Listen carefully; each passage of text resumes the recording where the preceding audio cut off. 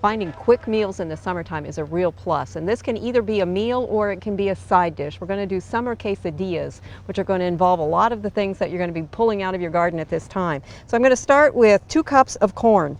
And if you've got fresh corn, that's great. You can also use frozen corn. If that's not available, canned corn, drain works equally well. None of them need to be cooked at this point. You can use the frozen corn while it's still been just barely blanched. The fresh corn while it's fresh without cooking works fine as well. I'm also going to add 1/2 cup of red onion to this. And we're just making a salsa, basically a corn salsa. I've got 1/2 of a large bell pepper, or about 1/2 cup. Red one is the one we're using simply for color change. If you've got them in your garden, that's great. Otherwise, if you have to buy it, I probably would use green because the red ones are so expensive. I've also got about 1/4 cup of jalapeno peppers. And notice that I've diced up most of these things so they're no larger than the corn kernels, because we are going to make a quesadilla, which is going to fold over, and I don't want a lot of big lumps that are going to keep it from folding over and blending together well. I'm also going to put in here 1/4 cup of chopped cilantro and 1/2 teaspoon of salt. It's a little bit humid, so I'm going to make sure to scrape it all out. An 1/8 teaspoon of black pepper and 1 tablespoon of fresh lime juice. And we're simply going to blend these together really well and set it aside. And you could do this earlier in the day. It's a great thing to do if you had some grilled corn that you had left over. You could use that. Although it's cooked, it's going to add a lot of smoky taste, and that'd be really terrific in this as well. But keep in mind, you don't have to cook it, just cut it off the cob. So we'll set that away and start with the next stage, which is to put a little bit of vegetable oil, which I have here in this container. And I've got about a teaspoon here, but I'm not going to use that much. I just want to brush it on the outside.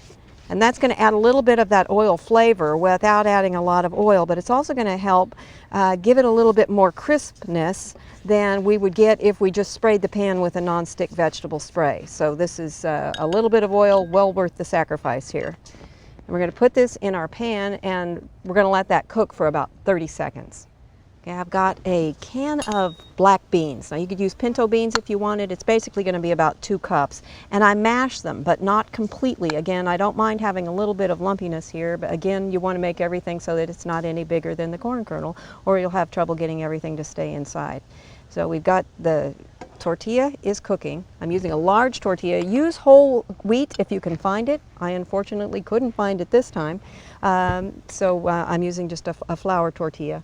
I've also got 1 cup of cheese. This is going to make 4 servings, and they're going to be generous servings here. Each one of the tortillas is going to get cut in half. So you'll do this all twice. And use about half of the cheese. I'm using a 2% type of cheddar cheese. You could use a Mexican variety of cheese.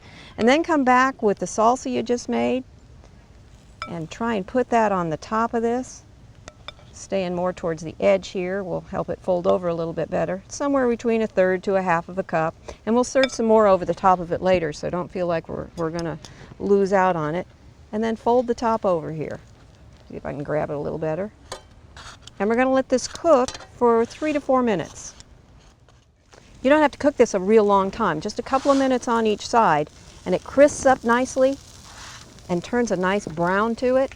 And then you're ready to cut it in half, or serve it as one big and let people cut it on their own. Basically what you want to do at this point is just cook it long enough that the cheese insides melts through.